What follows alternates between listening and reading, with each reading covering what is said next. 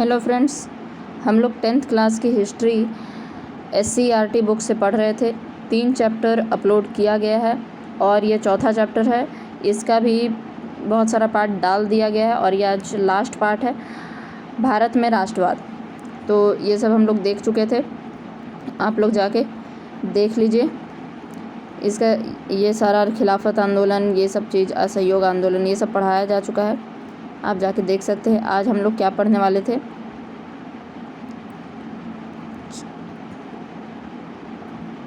आज हम लोग पढ़ने वाले थे वामपंथ कम्युनिस्ट पार्टी। ठीक है,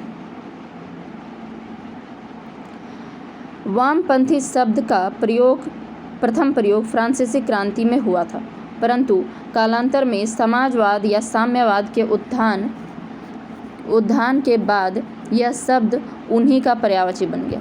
तो सबसे पहले वामपंथ शब्द का यूज़ कहाँ पर हुआ था? फ्रांसीसी क्रांति में। लेकिन अब उसका यूज़ कहाँ, मतलब किस सेंस में किया जा रहा है? साम्यवाद या समाजवाद, उसी का पर्यायवाची के रूप में यूज़ किया जाता है।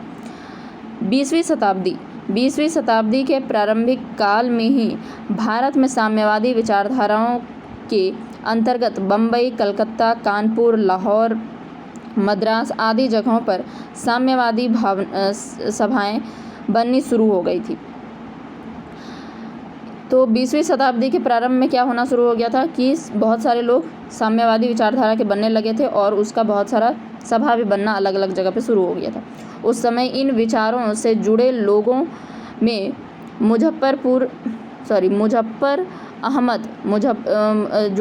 मुजफ्फर अहमद, S.A. डांगे, मौलवी बरकतुल्लाह, गुलाम हुसैन आदि नाम प्रमुख थे। तो ये नाम याद रखिएगा, मुजफ्फर अहमद, S.A. डांगे, मौलवी बरकतुल्लाह, गुलाम हुसैन, मौलवी बरकतुल्लाह, गुलाम हुसैन आदि नाम प्रमुख थे। इन लोगों ने अपने पत्रों के माध्यम से साम्यवादी विचारों का पोषण शुरू कर दिया। तो इन लोगों ने पत्रों के माध्यम से, यानी कि अखबारों के माध्यम से साम्यवादी विचार फैलाना शुरू कर दिया। परंतु रूसी क्रांति की सफलता के बाद साम्यवादी विचारों का तेजी से भारत में फैलाव शुरू हुआ। उसी समय 1920 में M.N. राय, मानवेंद्र नाथ राय ने ताशकंद में भारतीय कम्युनिस्ट पार्टी की स्थापना की। तो जब रूसी क्रांति सफल हो गया तो उसी समय से साम्यवादी विचार जो था वह बहुत तेज़ी से फैलना शुरू हो गया। यानी शुरू से तो थोड़ा ये जो मुजफ्फर अहमद, S.A. डांगे, मौलवी बरकतुल्लाह, गुलाम हुसैन, इस तरह के लोग फैला ही रहे थे अपने अखबारों के माध्यम से। लेकिन जब रूसी क्रांति सफल हो गई तो उसके बाद साम्यवादी विचार जो है बहुत ज़्यादा फैलने लगा। उसी समय क्या हुआ, 1920 में M.N. राय, उन्होंने ताशकंद में जाके भारतीय कम्युनिस्ट पार्टी की स्थापना कर दी। ताशकंद कहाँ है? रूस में। तो वहाँ पर जाके भारतीय कम्युनिस्ट पार्टी की स्थापना कर दी। लेकिन अभी भारत में ये लोग छिपकर काम कर रहे थे। लेकिन अभी भारत में ये लोग छिपकर काम कर रहे थे। फिर असहयोग आंदोलन के दौरान पत्र पत्रिकाओं के माध्यम से उन्हें अपने विचारों को फैलाने का अच्छा मौका मिल गया। तो पहले ये लोग छिपके काम कर रहे थे, लेकिन जब असहयोग आंदोलन शुरू हुआ तो उसके बाद वह अखबारों के माध्यम से इसको खूब अच्छे से फैलाने का इनको मौका मिला। साथ ही ये लोग आतंकवादी राष्ट्रवादी आंदोलन से भी जुड़ने लगे थे। इसलिए असहयोग आंदोलन की समाप्ति के बाद सरकार ने इन लोगों का दमन शुरू किया और पेशावर षड्यंत्र केस, कानपुर षड्यंत्र केस, मेरठ षड्यंत्र केस के तहत 8 लोगों पर मुकदमा चलाया। तो जब असहयोग आंदोलन समाप्त हो गया तो इस तरह का जो लोग था जो कि साम्यवाद को फैलाने की कोशिश कर रहा था, उन लोगों का दमन करना सरकार ने शुरू कर दिया। इसी में हुआ पेशावर षड्यंत्र केस, कानपुर षड्यंत्र केस, मेरठ षड्यंत्र केस। इस तरह से लोगों कि दमनकारी तरीका अपनाया गया के तहत 8 लोगों पर मुकदमा चलाया गया। तो इस तरह का जो षड्यंत्र केस रहा उसमें 8 लोगों पर मुकदमा चलाया गया। तब साम्यवादियों ने लोगों का ध्यान आकर्षित किया और राष्ट्रवादी साम्यवादी शहीद कहे जाने लगे। तो यह जो 8 लोग थे यह साम्यवादी शहीद कहे जाने लगे। इसी समय इन्हें कांग्रेसियों का समर्थन मिला, क्योंकि क्योंकि सरकार द्वारा लाए गए पब्लिक सेफ्टी बिल को कांग्रेस पारित नहीं होने दिए थे। कांग्रेस पारित नहीं होने दिए थे। ठीक है, इसी समय कांग्रेसियों का समर्थन मिला क्योंकि सरकार द्वारा पब्लिक सेफ्टी बिल को कांग्रेसी पारित नहीं होने दिए थे। तो उसी समय क्या हुआ था, पब्लिक सेफ्टी बिल, या तो आप जानते ही होंगे, इसी के समय में भगत सिंह जो थे वह लेजिस्लेटिव असेंबली में जाके बम फोड़े थे, मतलब फोड़े नहीं थे, बम फेंके थे। तो ये आप लोग जानते होंगे पब्लिक सेफ्टी बिल के विरोध में ही। तो यह जो था कांग्रेसी लोग जो था इस पब्लिक सेफ्टी बिल को पारित नहीं होने दिया था। यह कानून कम्युनिस्टों के विरोध में था। तो यह कम्युनिस्टों के विरोध में था, इसलिए इसको पारित नहीं किया गया था। इस तरह अब साम्यवादी आंदोलन प्रतिष्ठित होता जा रहा था। इससे साम्यवादी आंदोलन जो था उसको थोड़ा मतलब कि हाईलाइट हुआ भी। दिसंबर 1925 में सत्यभक्त नामक व्यक्ति ने भारतीय कम्युनिस्ट पार्टी की स्थापना की। 1925 में सत्यभक्त नामक व्यक्ति ने भारतीय कम्युनिस्ट पार्टी की स्थापना की। अब इंग्लैंड के साम्यवादी दल ने भी भारतीय कम्युनिस्ट पार्टी में दिलचस्पी लेनी शुरू कर दी। तो इंग्लैंड में भी कुछ साम्यवादी दल थे, वो लोग भी भारतीय कम्युनिस्ट पार्टी में, जो सत्यभक्त नामक व्यक्ति ने स्थापना की थी, उसमें दिलचस्पी लेना शुरू कर दिया।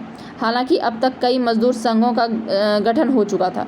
1920 में AITUC all India trade union Congress की स्थापना हो गई थी, परंतु 1926 में इसमें विभाजन हो गया। 1929 में MN जोशी ने ऑल AITUF का गठन कर लिया। तो 1920 में बना था, 1926 में इसमें विभाजन हो गया और MN जोशी ने AITUF का गठन कर लिया 29 में। ठीक है, इस तरह वामपंथ का प्रसार मजदूर संघों पर बढ़ रहा था। इसी समय किसानों को साम्यवाद से जोड़ने का प्रयास किया गया और विभिन्न स्थानों पर किसान मजदूर पार्टी की स्थापना की गई। तो किसानों को भी साम्यवादी विचार से जोड़ने का कोशिश किया जा रहा था। बहुत सारे किसान मजदूर पार्टी की स्थापना की जा रही थी। लेबर स्वराज पार्टी भारत में पहली किसान मजदूर पार्टी थी, लेकिन अखिल भारतीय स्तर पर दिसंबर 1928 में अखिल भारतीय मजदूर किसान पार्टी बनी। ठीक है, 1928 में क्या बना, अखिल भारतीय मजदूर किसान पार्टी। पहला कौन था, पहला था किसान मजदूर पार्टी। ठीक है, लेबर स्वराज पार्टी भारत में पहली किसान मजदूर पार्टी थी। लेबर स्वराज पार्टी पहला था किसान मजदूर पार्टी। ठीक है, लेकिन इसको अखिल भारतीय मजदूर किसान पार्टी जो भारतीय स्तर पर, मतलब कि पूरे भारत के स्तर पर 1928 में अखिल भारतीय मजदूर किसान पार्टी बनी। अब तक कांग्रेसियों पर भी साम्यवाद का स्पष्ट प्रभाव नजर आने लगा था। इनमें जवाहरलाल नेहरू, सुभाष चंद्र बोस, राम मनोहर लोहिया, जयप्रकाश नारायण, अच्युत पटवर्धन, नरेंद्र देव आदि प्रमुख थे। तो ये लोग जो थे, इन लोगों को इन लोगों पर प्रभाव पड़ने लगा था साम्यवाद का। अतः अक्टूबर 1934 में बम्बई में कांग्रेस समाजवादी दल की स्थापना की गई। हालांकि 1931 में बिहार समाजवादी दल की स्थापना जयप्रकाश बाबू ने कर दिया था, फिर भी ये लोग कांग्रेस की अनुसंगी ही थे। तो 1931 में क्या हुआ, बिहार समाजवादी दल का स्थापना किया, किसने, जयप्रकाश नारायण ने। ठीक है, तो यह याद रखिएगा कि बिहार में 1931 में बिहार समाजवादी दल का स्थापना हो गया था, लेकिन 1934 में बम्बई में कांग्रेस समाजवादी दल की स्थापना की गई। 1934 में बम्बई में कांग्रेस समाजवादी दल की स्थापना की गई। यह इन लोगों के द्वारा हुआ था, सुभाष चंद्र बोस, जवाहरलाल नेहरू, राम मनोहर लोहिया, जयप्रकाश नारायण, अच्युत पटवर्धन, नरेंद्र देव, इन लोगों के द्वारा किया गया था। सविनय अवज्ञा आंदोलन के दौरान साम्यवादियों ने कांग्रेस का विरोध करना शुरू किया, क्योंकि कांग्रेस उन उद्योगपतियों एवं जमींदारों के समर्थन से चल रही थी जो मजदूरों का शोषण करते थे। तो सविनय अवज्ञा आंदोलन के दौरान जो था, साम्यवादी लोग कांग्रेस का विरोध कर रहे थे, क्योंकि कांग्रेस उन उद्योगपति, यानी कि वो उद्योगपति और जमींदार का समर्थन ले रही थी। ठीक है, सविनय अवज्ञा आंदोलन को चलाने के लिए इन लोगों का भी समर्थन ले रही थी। लेकिन साम्यवादियों का कहना था कि हम लोग हम लोगों का शोषण यही तो कर रहा है, उद्योगपति और जमींदार, यही लोग तो हम लोगों का समर्थन कर रहा है। उन्होंने कांग्रेस के वामपंथी दलों की भी आलोचना करनी शुरू की और कांग्रेस से अपना संबंध तोड़ दिया। तो कांग्रेस के अंदर जो वामपंथी दल थे उनसे भी उनका मतलब एक आलोचना शुरू कर दिया, क्योंकि वो जो लोग उनका शोषण कर रहे हैं साम्यवादियों का, मतलब साम्यवादी लोग जो हैं उन्हीं का आप हेल्प लेके और यह आंदोलन चला रहे हैं या उन्हीं के समर्थन से आंदोलन चल रहा है। तो यह किस तरह का दोहरा नीति है कि आप एक तरफ तो वामपंथी दल हैं यानी समाजवादी के दल हैं और दूसरी तरफ आप जो आप पर शोषण कर रहा है उसी का आप हेल्प ले रहे हैं। यह वही दौर था जिसमें समाजवादी अपने को इससे अलग नहीं रख पाए। साम्यवादियों के कारण कांग्रेस में फूट का खतरा मंडराने लगा, जिसकी एक परिणति सुभाष चंद्र बोस द्वारा फॉरवर्ड ब्लॉक की स्थापना के रूप में शुरू हुई। तो यह एक समय था जिसमें कांग्रेस में एक फूट का खतरा दिख रहा था और उसी के परिणाम स्वरूप सुभाष चंद्र बोस ने फॉरवर्ड ब्लॉक की स्थापना की। तो यह हम लोग देख लिए क्या था, वामपंथ या कम्युनिस्ट पार्टी के बारे में। ठीक है, अब हम लोग देखते हैं मुस्लिम लीग।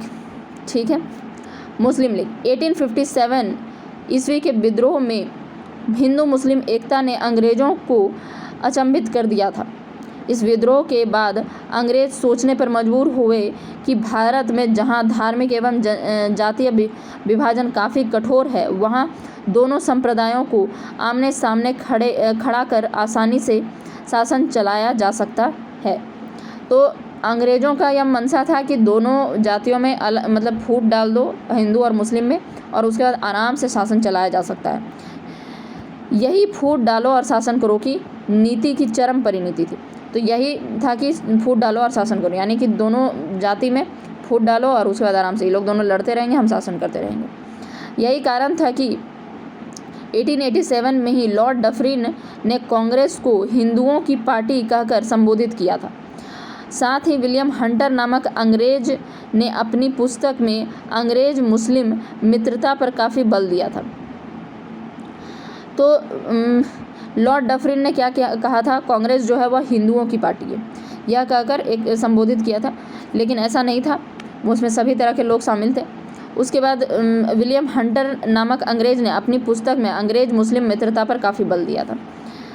दूसरी तरफ भारतीय राष्ट्रीय कांग्रेस के नेतागण एवं अन्य राष्ट्रवादियों ने भारत में राष्ट्रीय चेतना के प्रसार के लिए धर्म का सहारा लेना शुरू कर दिया था।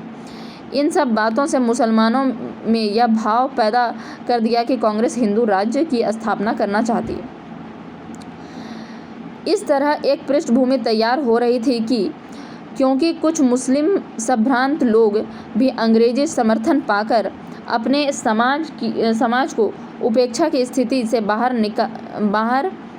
निकाल विकास के रास्ते पर लाना चाहते थे। इस तरह एक पृष्ठभूमि तैयार हो रही थी क्योंकि मुस्लिम संभ्रांत लोग भी अंग्रेजी समर्थन पाकर अपने समाज को उपेक्षा की स्थिति से बाहर निकाल विकास के रास्ते पर लाना चाहते थे। अतः मुस्लिमों में शिक्षा का प्रसार का प्रयास किया गया, जिसमें अब्दुल लतीफ़, आगा खां एवं सर सैयद अहमद खां अग्रणीय थे। इन सब का नाम याद रखिएगा, अब्दुल लतीफ़, आगा खां, सर सैयद अहमद खां, ये सब जो थे मुस्लिमों में शिक्षा का प्रसार कर रहे थे। सर सैयद अहमद खां ने 1877 में ही Mohammedan Anglo Oriental college Aligarh की स्थापना की। सर सैयद अहमद खान ने 1877 में कौन सा कॉलेज खोला? Mohammedan Anglo Oriental college Aligarh में स्थापित किया। सन 1905 में लॉर्ड कर्जन के बंगाल विभाजन की घोषणा द्वारा पूरे बंगाल को दो प्रांतों पूर्वी बंगाल और पश्चिमी बंगाल में बांट दिया गया। ठीक है, ये तो पता है ही। पूर्वी बंगाल मुस्लिम प्रांत था, जबकि मुस्लिम प्रांत का नाम दिया गया। साथ ही मुसलमानों को समझाया गया कि यह विभाजन उनके हित में है, परंतु इसका मुख्य लक्ष्य उभरते उग्र राष्ट्रवादी आंदोलन को कमज़ोर करना था। यानी कि दोनों को मिलने नहीं देना था, हिंदू मुस्लिम को दोस्त नहीं रहने देना था, उनको तोड़ना था, इसलिए बंगाल विभाजन किया गया था।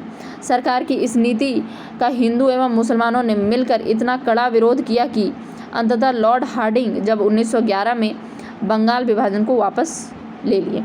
तो इसका बहुत कड़े रूप से विरोध किया गया था। स्वदेशी आंदोलन आप लोग सुने होंगे। तो जब लॉर्ड हार्डिंग आए थे, यानी जब दिल्ली दरबार लगा था तो लॉर्ड हार्डिंग आए थे, लॉर्ड हार्डिंग ने इसको वापस ले लिया, या बंगाल विभाजन को वापस करना पड़ा जब दिल्ली दरबार लगा था। ठीक है। बंगाल विभाजन के विरोध में हिंदू मुस्लिम एकता ने अंग्रेज़ों को जल्द ही कुछ ऐसा करने पर बाध्य किया जो मुसलमानों को कांग्रेस से अलग कर सके। तो वह एकदम डर गए थे कि यह लोग तो बहुत मतलब एक दूसरे के साथ बहुत जुड़ा हुआ है, इन लोगों को तोड़ना बहुत ज़रूरी है। इस नीति पर लॉर्ड मिंटो ने अमल करना शुरू किया और अपनी निजी सचिव डनलप स्मिथ एवं अलीगढ़ कॉलेज के प्रिंसिपल आर्कवाल्ड के माध्यम से मुस्लिम प्रतिनिधि मंडल से मिलने की बात कही। इस परिप्रेक्ष्य में नवाब मोहसिन उल मुल्क ने 35 प्रमुख मुस्लिम नेताओं का प्रतिनिधि मंडल लेकर सर आगा खां के नेतृत्व में अक्टूबर 1906 में मिला। इस तरह आगा खां ने मुस्लिम लीग की स्थापना की नींव डाली। तो लॉर्ड मिंटो जो थे, करजन ने बंगाल विभाजन किया, और बंगाल विभाजन करने के बाद जो स्वदेशी आंदोलन हुआ उसमें हिंदू मुस्लिम की एकता देखकर जो अंग्रेज़ थे वह डर गए, और उसके बाद उन लोगों को लगा कि इन लोगों को इन दोनों मतलब कि संप्रदाय को अलग करना ज़रूरी है। इसलिए लॉर्ड मिंटो जब आए, करजन तो चला गया, उसके बाद मिंटो आया। मिंटो ने क्या किया, उसका जो निजी सचिव था डनलप स्मिथ एवं अलीगढ़ कॉलेज के प्रिंसिपल कौन थे, आर्कवाल्ड, दोनों के माध्यम से दोनों को कहा कि भाई आप लोग मुस्लिम प्रतिनिधि जो मंडल जो है, मतलब मुस्लिम के जो हेड हैं उनसे मिलिए। और इसी परिप्रेक्ष्य में मोहसिन उल मुल्क ने 35 प्रमुख मुस्लिम नेताओं का प्रतिनिधि मंडल लेकर आगा खां के नेतृत्व में, मतलब कि मोहसिन उल मुल्क, अब इसका नाम याद रखिएगा कि यही व्यक्ति था मोहसिन उल मुल्क जिसने 35 प्रमुख मुस्लिम नेताओं को एक जगह मतलब ढाका में जमा किया था, मतलब बुलाया था, और आगा खां के नेतृत्व में 1906 में मुस्लिम लीग की स्थापना की।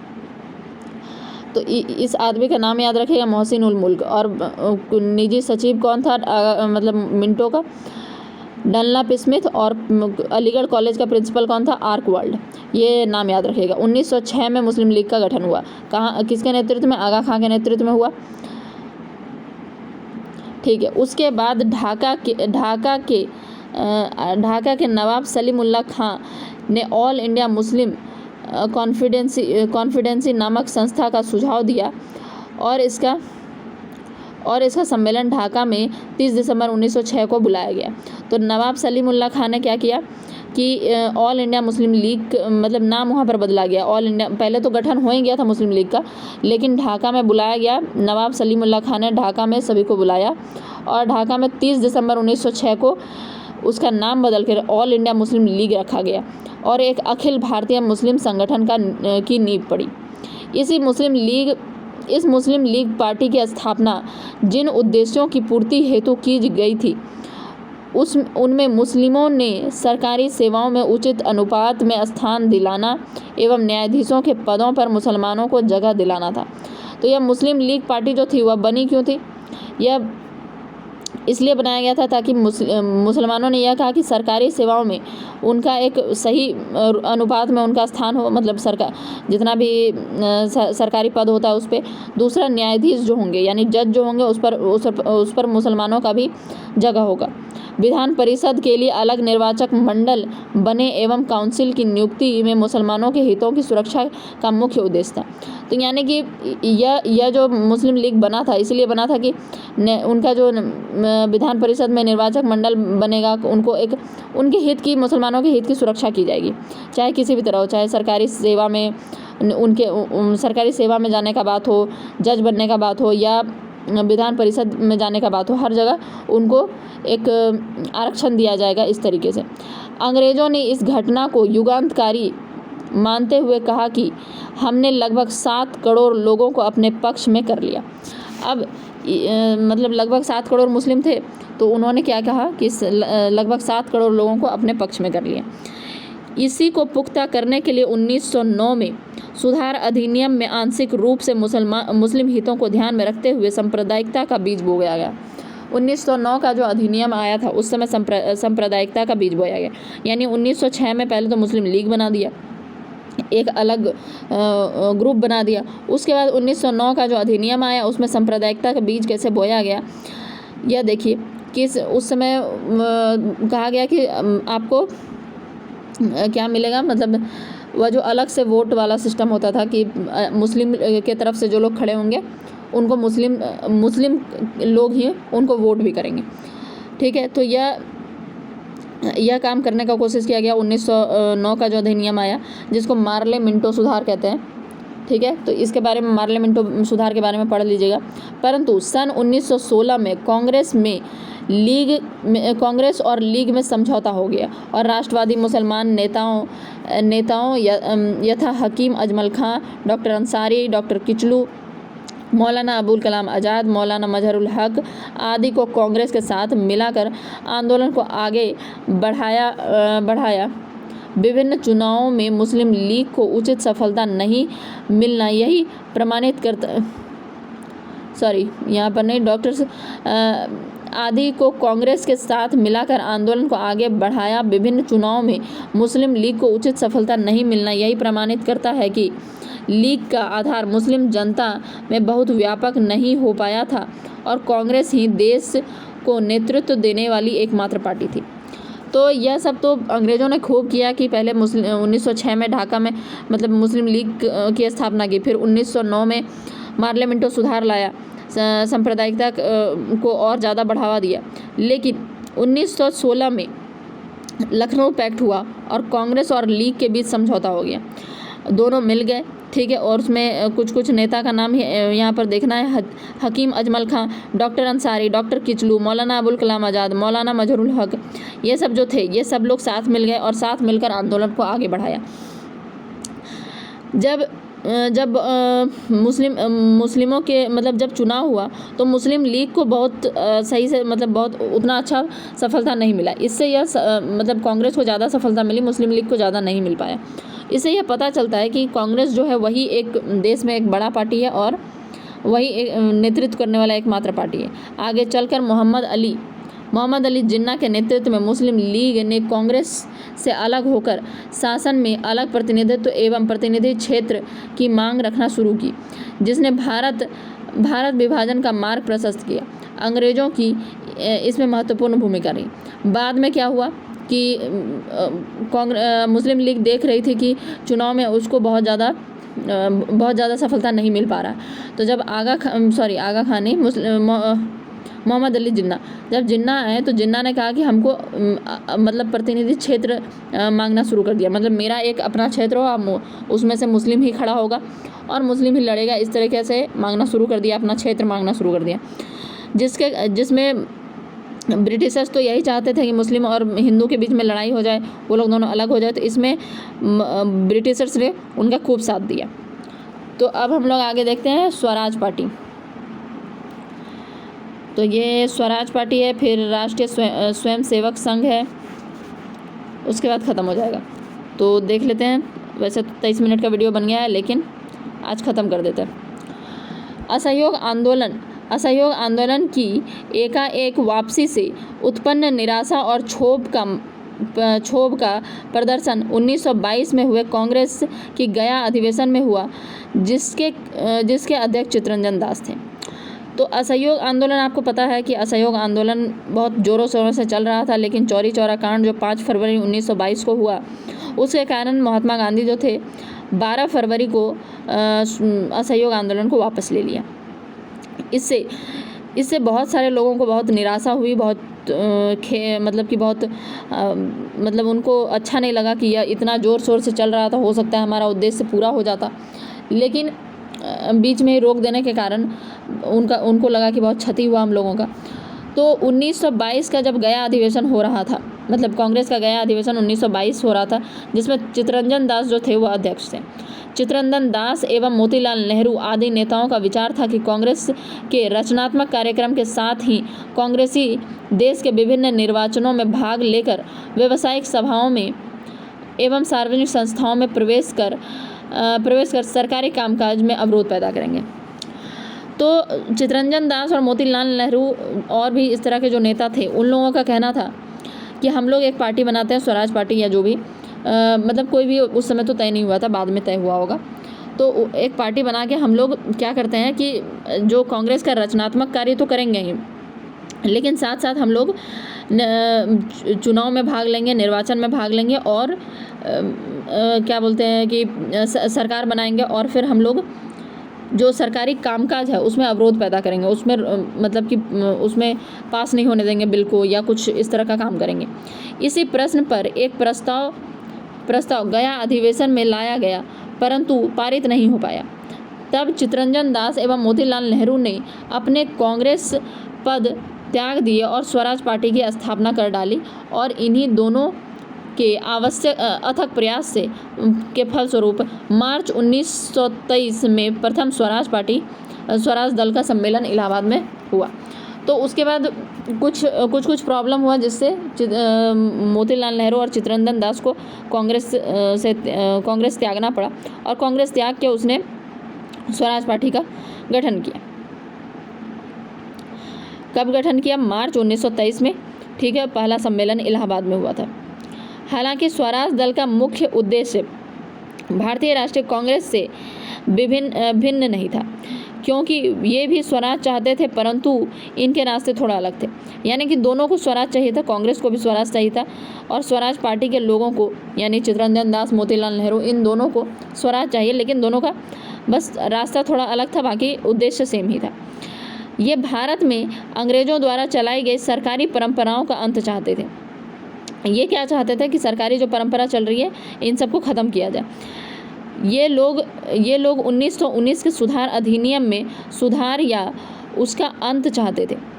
जो 1919 में जो मॉन्टेग्यू चेम्सफोर्ड रिफॉर्म किया गया था, उसमें वह सुधार चाहते थे स्वराज दल के लोग। या तो सुधार किया जाए 1919 के अधिनियम में, या उसका बिल्कुल अंत कर दिया जाए। उसमें था क्या? उसमें यही था कि 1909 का जो अधिनियम था, जिसमें मुस्लिमों को एक अलग क्षेत्र दिया गया था, अलग प्रतिनिधि, मतलब कि जो सांप्रदायिक प्रतिनिधित्व जो दिया गया था। अगर आप सांप्रदायिक प्रतिनिधित्व नहीं जानते हैं तो उसको समझिए। सांप्रदायिक प्रतिनिधित्व दिया गया था मुस्लिमों को, ठीक है। कि तो उस तरीके से वह 1919 में क्या किए थे, और भी जो दल थे, मतलब कि और भी जो जाति थी, उन लोगों को भी सांप्रदायिक प्रतिनिधित्व दे दिया था। यानी मुस्लिम के अलावा सिख हैं और जितने भी जाति हैं, उन सबको भी अलग अलग सांप्रदायिक प्रतिनिधित्व दे दिए थे।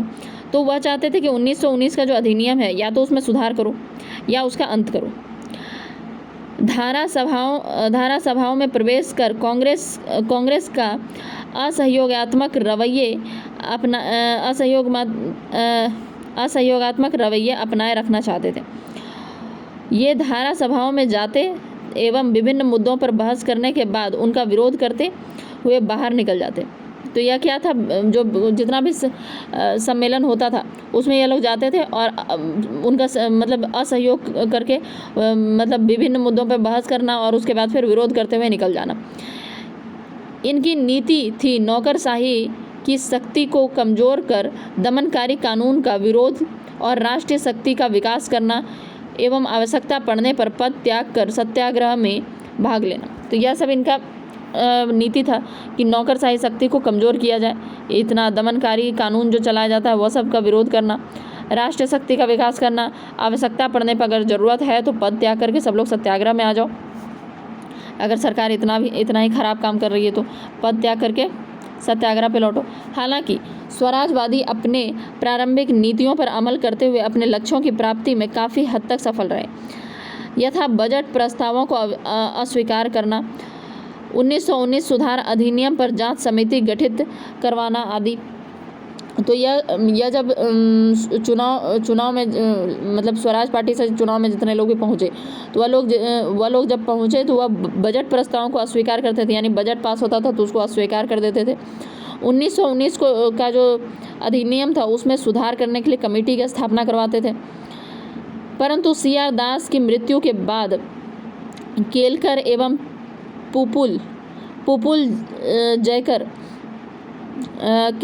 पुपुल जयकर जैसे नेताओं ने सरकार में सहयोग का रास्ता चुना। तो जब CR दास की मृत्यु हो गई तो केलकर एवं पुपुल जयकर जैसे नेता जो थे वह असहयोग के बदले सहयोग का रास्ता चुने। यही वह समय था जब स्वराजवादी हिंदू राष्ट्रवादी नेताओं के करीब हो गए, क्योंकि चुनाव में हिंदू सांप्रदायिकतावाद का सहारा लिया जाता था। बनारस जैसे स्थानों में स्वराज दल एवं हिंदू महासभा में कोई फर्क नहीं था। यही कारण था कि कभी कभी मोतीलाल नेहरू को सांप्रदायिक अपीलों का सहारा लेना पड़ता था। संभवतः अपनी नीतियों पर दृढ़तापूर्वक नहीं टिके रहने पर सांप्रदायिकता से अपनी दूरी नहीं रखने के कारण ही स्वराज दल 1926 तक पंगु होकर सीमित हो गए।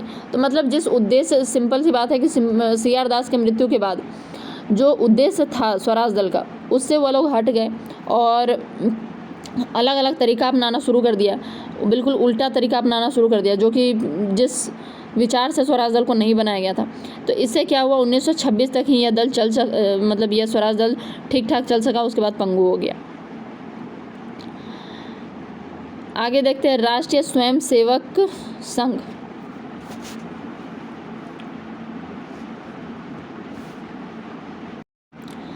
RSS अर्थात राष्ट्रीय स्वयंसेवक संघ, जिसकी मुख्य अवधारणा हिंदुत्व, हिंदू राष्ट्र की थी। इसकी स्थापना 1925 में हुई थी। तो याद रखिएगा, राष्ट्रीय स्वयंसेवक की स्थापना कब हुई, 1925 में हुई। इनका मुख्य अवधारणा क्या था, हिंदुत्व, हिंदू राष्ट्र, यही इनका मुख्य अवधारणा था। ऐसा नहीं है कि यह पार्टी एकाएक उभर कर सामने आई थी, बल्कि इसके स्वरूप तो पहले ही दिखाई पड़ने लगे थे।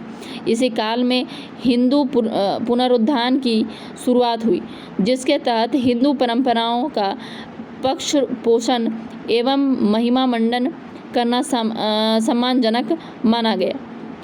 इसका प्रभाव तत्कालीन नेतृत्व वर्ग, धार्मिक सुधार आंदोलन के नेताओं एवं साहित्यों में भी नजर आता है। हालांकि 1930 में ही कलकत्ता में राधाकांत ने धर्म सभा स्थापित कर धर्म सुधारों को शुरू किया था, परंतु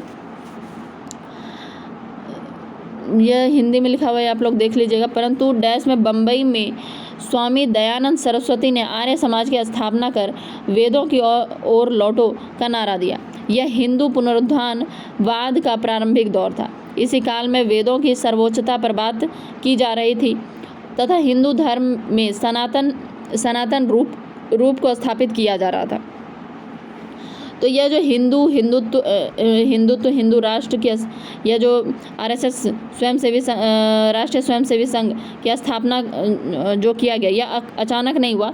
इसका शुरू से ही धीरे धीरे पहले से ही इसका कुछ काम हो रहा था। जैसे कि हिंदू धर्म में कुछ सुधार किए जा रहे थे। बम्बई में जब स्वामी दयानंद सरस्वती ने आर्य समाज की स्थापना की, उसमें कहा कि वेदों की ओर लौटो का नारा दिया। इस तरह की चीज़ों के कारण मतलब ये पहले से ही चल रहा था। दूसरी तरफ भारतीय राष्ट्रीय कांग्रेस के 10 से 15 वर्षों के कार्य से युवा नेता संतुष्ट नहीं थे और उग्र रूप अपनाना चाहते थे। तो वह जो शुरुआत में 1905 तक लगभग जो कांग्रेस थे वह बहुत ही नरम तरीके से काम कर रही थी। वह बहुत ही मतलब रिक्वेस्टफुल तरीके से कि ठीक है, हम लोग रिक्वेस्ट करेंगे सरकार से कि कुछ सुधार किया जाए। तो जो युवा नेता इससे संतुष्ट नहीं थे। वो चाहते थे कि कुछ उग्र तरीका अब अपनाया जाए। इन्होंने राष्ट्रीय चेतना के प्रसार में हिंदू धर्म का सहारा लेना शुरू कर दिया, जिसमें लाल मुख्य थे। तो ये 3 लोग मुख्य थे, जिसको गरम दल का नेता भी कहा जाता है। अन्य नेता भी इस राह पर चल दिए। यह स्वाभाविक भी था, क्योंकि तत्कालीन भारतीय समाज धर्म भीरू समाज था और धार्मिक उदाहरणों से आम जनता को आसानी से समझाया और जगाया जा सकता था। तो पहले का जो समाज था वह बहुत ही धार्मिक था, मतलब धर्म की चीज़ों से बहुत ज़्यादा जुड़ा हुआ था। धार्मिक उदाहरण से लोगों को बहुत आसानी से समझाया जा सकता था, बहुत उग्र किया जा सकता था। इसी समय 1919 में लाला जगत राय के सहयोगी लाला लालचंद ने कांग्रेस की आलोचना करते हुए कहा कि प्रत्येक हिंदू पहले हिंदू है, भारतीय बाद में। तो इन्होंने क्या कह दिया कि जो भी हिंदू है वह पहले तो हिंदू है, उसके बाद भारतीय है। तो यानी हिंदुत्व को ज़्यादा महत्व दिया गया। अब हिंदू धर्म में रूढ़िवादी धर्म सभाओं, सनातन धर्म सभाओं, कुंभ मेलों आदि के माध्यम से संगठित होने लगे, जिसका परिणाम 1915 में पंडित मदन मोहन मालवीय द्वारा हरिद्वार में हिंदू महासभा की स्थापना के रूप में परिलक्षित हुआ।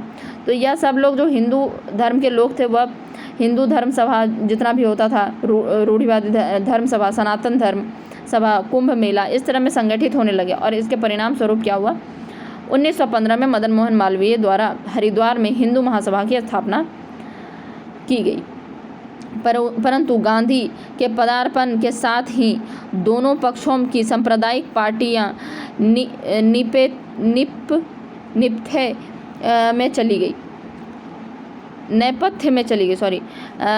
सांप्रदायिक पार्टियां नेपथ्य में चली गई। जब असहयोग आंदोलन वापस लिया गया तब पुनः उग्र राष्ट्रवादियों में विद्रोह पैदा हुआ और संप्रदायवाद की हवा एक बार पुनः तेज हो गई। तो जब असहयोग आंदोलन हुआ था तो सब लोग जुड़ गए थे, हिंदू हो, मुस्लिम हो, सभी तरह के लोग। लेकिन जब असहयोग आंदोलन को वापस लिया गया तो फिर से उसी तरीके से सांप्रदायिकतावाद शुरू हो गया। हिंदू महासभा वाले हिंदुस्तान को हिंदी एवं हिंदुओं से जोड़ने का प्रचार करते रहे। इसी कारण इनका प्रभाव क्षेत्र बढ़ता जा रहा था। इसी समय बाल गंगाधर तिलक के अनुयायी श्री के बी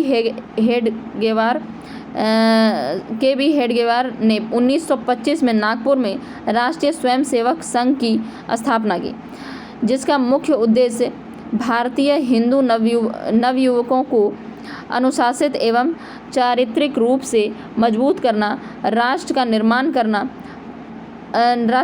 करना था।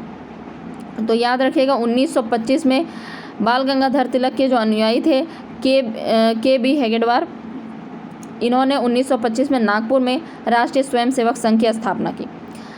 अब आगे हम लोग देखते हैं।